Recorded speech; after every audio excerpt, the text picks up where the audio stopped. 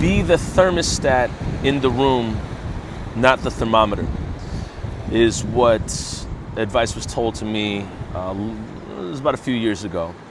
And I wanted to carry this to you to hopefully give some insight to your life and your being in life, if anything. I, for a long time, had been the thermometer in the room, and I always was able to match the energy, figure out the energy, figure out what was going on, really find out the details or how people were feeling, and then I would essentially kind of chameleon myself to match whatever was going on. And there are a few examples I have of this. One I'll tell you from the road, on the road with the band. But the first thing I want to say is to you is, what do you give up, or what is the cost of being the thermometer in the room, of telling what the temperature is, of matching it, as opposed to being a thermostat for yourself? And I guess I could rephrase that a little bit better from the beginning. Instead of being the thermostat in the room, creating the what the climate and temperature is going to be, you can be the thermostat for yourself.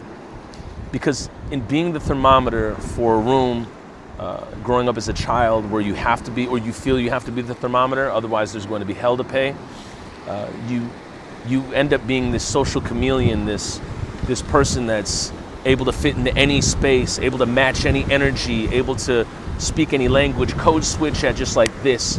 And although it may feel cool or seem cool or get you into places that you're like, oh wow, this is really dope, I'm climbing some figurative social hierarchy ladder or whatnot, it comes at a cost. And what I have found is, for me, it comes at a cost of your authentic identity. The question for you is, what is that cost for you? And then how can we flip that around and figure out, well, I don't want to be the thermometer for all these rooms. I don't want to continue to say yes. I don't want to continue to just, placate and just, play along with people just so I don't rock the boat at all. And one thing that I found when I was on the road with this band, I would go out and I never did any form of hard drugs. However, there were some people in the atmosphere that did, and I would end up, being up with them. Like we'd be up just talking, laughing, playing video games, and I'd be like, "Oh my God, it's like 5 a.m. How'd I pull that off?"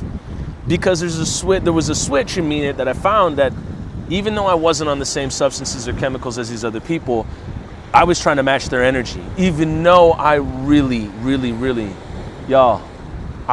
could have used some sleep. You're on the road and you're eating fast food all the time, and you essentially end up compromising your needs, your health, your authentic identity to go along with whatever's happening in the atmosphere behind you or around you.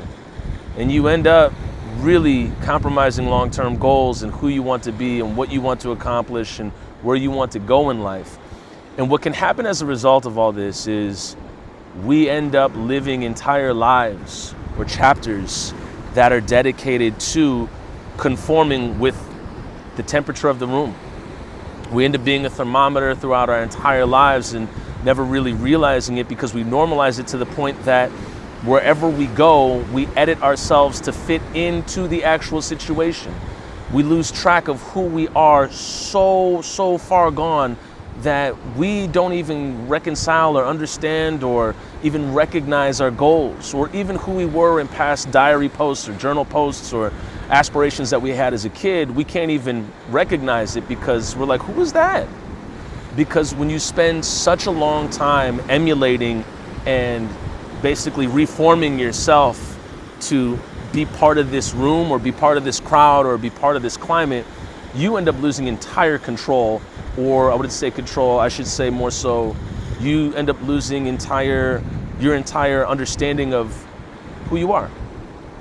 And so you build this mechanism or this system to essentially make everybody else feel okay and make sure that they're all right. Now, we'll go deeper to the core of this. For me, there were, in the household that I grew up in, if there was the slightest, like, just whoops, you know, I remember one time I accidentally spilled a plate of spaghetti. It hit the ground and made like a total mess, like went everywhere.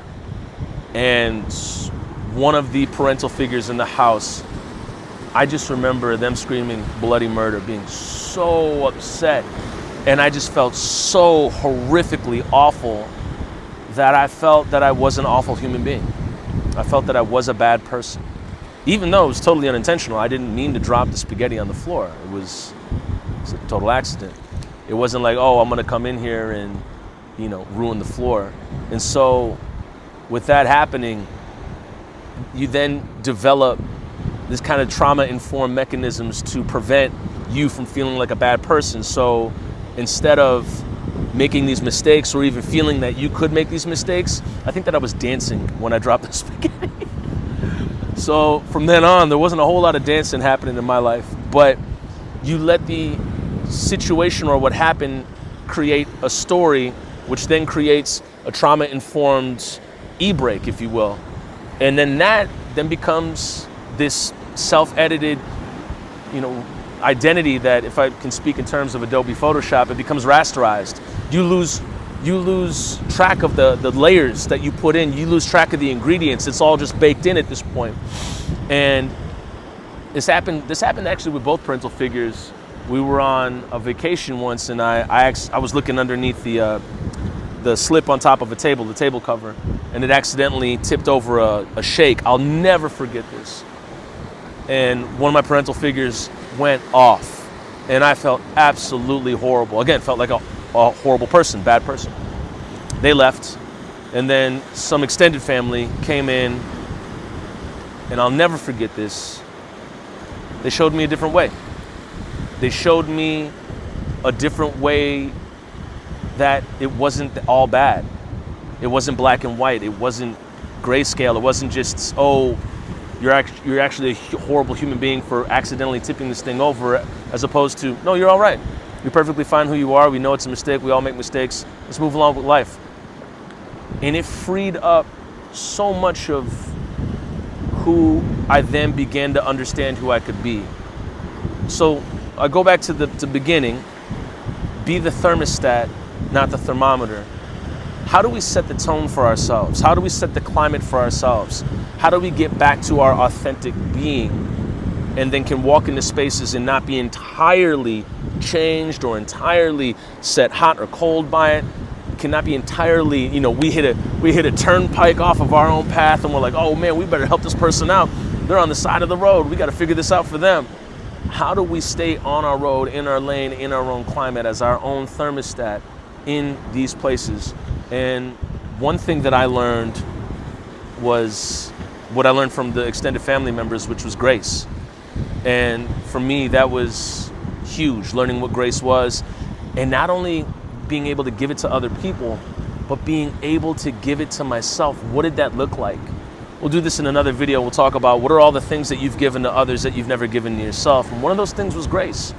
And in giving myself grace, giving myself time, giving myself actually self-loving language, I was able to then create the bedrock and then platform and build from there all the things that I knew to be me, all the things that I knew to be my authentic self, all the things that I could then say, you know what, that's not us.